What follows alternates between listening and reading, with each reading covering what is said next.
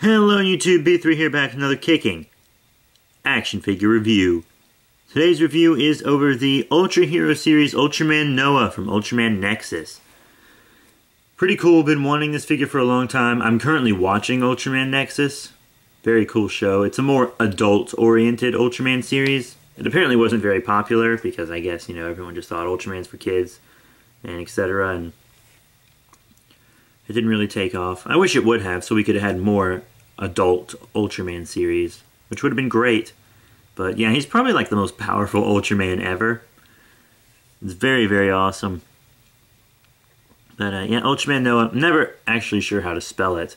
I see it N.O.A. everywhere, and that was the listing I bought it under. I got it on Amazon, $10 shipped, which is really awesome. Ultraman N.O.A., but on the box it says Ultraman N.O.A.H. Whatever. Anyway, speaking of the box, here it is. Very similar to the box my original Ultraman came in. You got a picture of Nexus here. His series number 33. Ultraman Nexus. Ultra Hero series. Bandai. And you got Ultraman Noa. Ultra Hero series. 33. And then another picture of the character and all that same stuff on the side. Not much on the bottom there. Just a continuation of this Noa. There's Noa in the box. There's Ultra Hero series up here. 33 again. Then all this Japanese info. And like his footprint and stuff. And a picture of Nexus or Noa there. I haven't gotten to him transforming into this yet. I'm only a few episodes in. But this form is super cool looking. So yeah, now let's bust him out of this box. And here he is, folks, Ultraman Noa out of packaging. Very cool. Very cool looking figure. Cool looking character, too.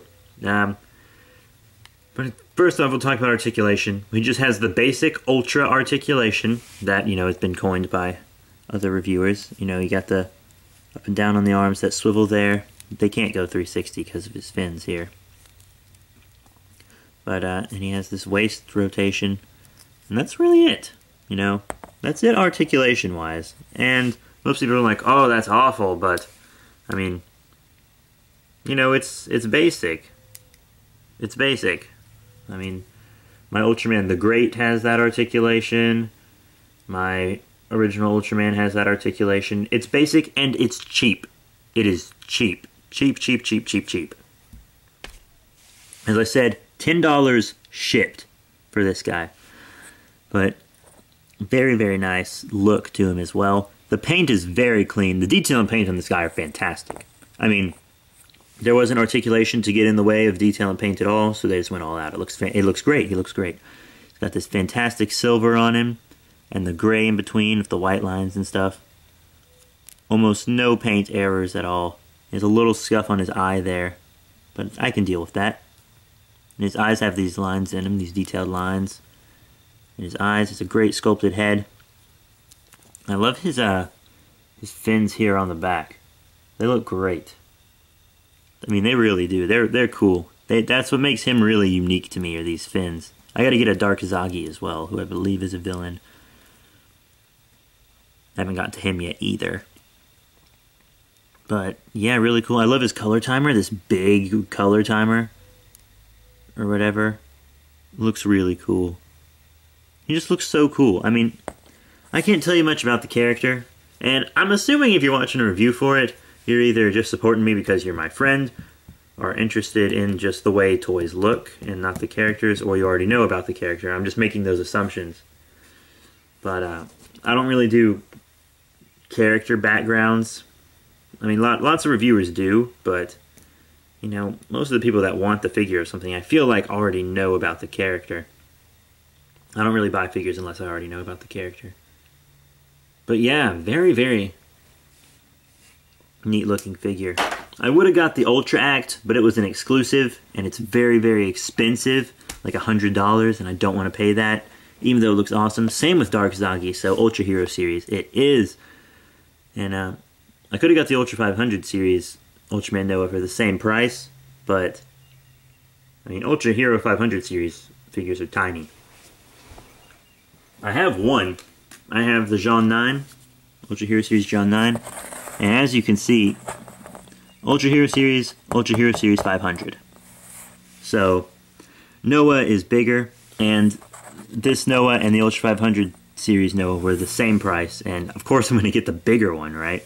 I'm not even sure if there's a Dark Zagi in the Ultra 500 series. Anyways, there might be, you know. I just haven't seen one.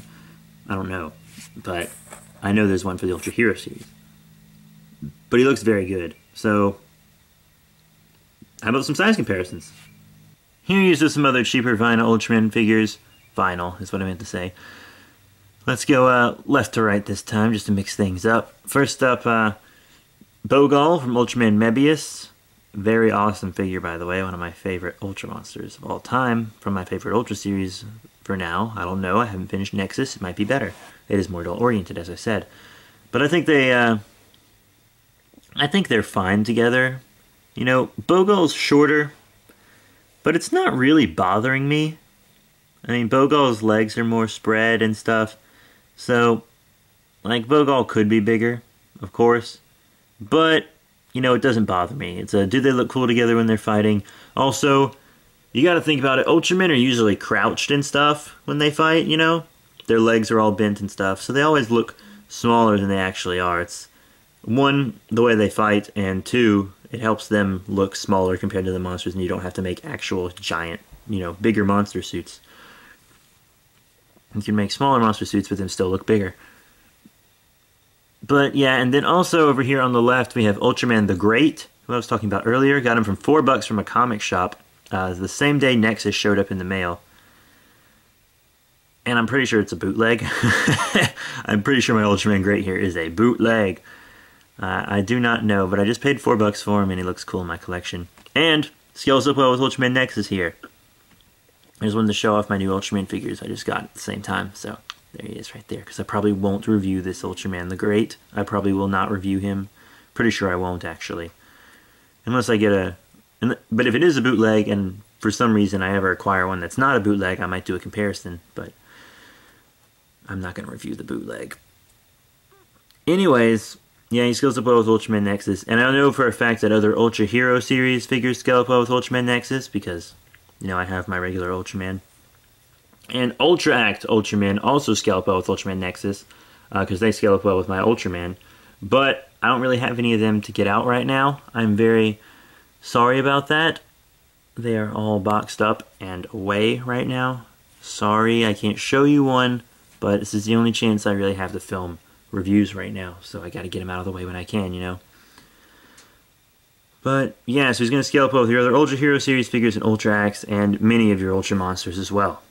But why limit yourself to Ultra monsters? Here on the left we have the Gamera. It's a Showa Gamera, repaint of the Memorial Box Gamera. Got him for $14. Nice.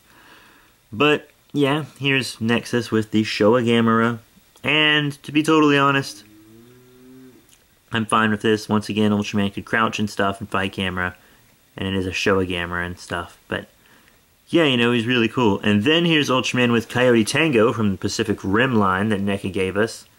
Very cool. I think they scale up well together. I would kind of want my Jaeger to be a little bigger than Ultraman. I mean, normally I like things to be the same size or bigger than Ultraman. But, you know, kind of feel like I want monsters and stuff that Jaegers fight to be bigger than them at the same time. But I think they look cool together, which is the point for me. You know, actual height doesn't matter to me as long as they look cool together and look like they would engage in a fight. Also, you really didn't think I was going to start this review and then finish it without showing you Godzilla monsters too, right? Here on the left we have the Gigan. Yes, the Final Wars Gigan from Bandai Creations, original release, of course. And I think they scale up pretty well together. Like, the Gigan's taller than Ultraman Nexus, even when Ultraman Nexus is standing straight up. Very great. Loving that.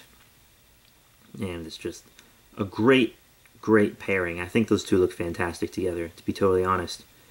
And I wasn't really able to show you any Ultrax, but I had this guy out just to make my Godzilla display even. My Godzillas throughout time. Here is the SH Monster Arts Comic-Con Explosion Godzilla, who is the same sculpt as the Heisei Godzilla, the first one, not the one that's a repaint of the Burning Godzilla sculpt. But yeah, you know, they might not scale up too well together, actually, because you see, you know, Burning Godzilla, not Burning Godzilla, Comic-Con Explosion Godzilla here is just, it's kind of short, and Ultraman X is real big, and even if he was crouched, he'd just be looking Godzilla right in the face. And I have some vinyl Godzillas that would be a better match for him. But this specific Godzilla, yeah, I'm not really feeling it. I'm not feeling it. I feel like this Godzilla is too small. I would want Godzilla to be bigger than Ultraman. If the Godzilla was about the size of Gigan there, it'd be much better. Like, say, my Final Wars Bandai Creations Godzilla or something like that, or my Ben Presto Godzilla 2003, which is like an 8-inch figure. That'd be cool. But I'm not feeling this specific monster art Godzilla. Not really doing it for me. The Burning Godzilla mold is larger, and also, I believe the Godzilla 2000 from SH Monster Arts is even bigger. I don't have that one. I only have this one and 1964. But yeah, all really cool figures. Gotta love them. And Ultraman Nexus really does scale up well with most of your other kaiju figures and etc. So all in all, what are my final thoughts on the Ultra Hero Series Ultraman Noa figure? Well, he's pretty awesome. He has fantastic detail and paint, not the best articulation, but you're getting what you pay for. He's a cheap figure, cheap vinyl. The whole point of these guys is so you can get them cheap and have a ton of Ultraman if you want. That's the whole point. They're just cheap figures. And I love that, because the Ultra Act is over $100 right now. And I don't want to pay that. I don't. $10 for this guy shipped. Great, though. But, yeah, I mean, he scales up well with your other Ultraman stuff. You know, maybe not so much other kaiju stuff. You'd have to work him a bit or whatever. And with Ultra Acts, you can kind of mess with scaling because they're superposable and etc. But with this guy, you know, can't really do as much. So, all in all, I'm going to have to give this guy 4 out of 5 stars. I mean, lots of people are like, oh, he's so cheap, he doesn't deserve that. But just because it's not an Ultra Act, doesn't mean it's not a good figure. It doesn't mean it's not a good figure. I mean, lots of people forget that. If something isn't super articulated, it doesn't mean it isn't good. Yeah, I mean, sure, maybe it could be better. But look at the detail on this guy. Look at the price. I mean, this used to be all you could really get for Ultraman. These 3 points of articulation. And Tanahashi Nations has kind of spoiled us with figure arts and Ultra Acts, and there are good figures out there that aren't super articulated. I mean, look at DC Direct right now. I just bought their Deathstorm figure, and I've had like their Arkham Origins Deathstroke. I had their Arrow 2-pack, Arkham Origins Killer Croc. All their stuff is so great right now. They're doing great. But I mean, if it's not an import, no one really cares. But hey, there's cheaper stuff, you guys. And there's good stuff too. This is a good figure. So yeah, 4 out of 5 stars.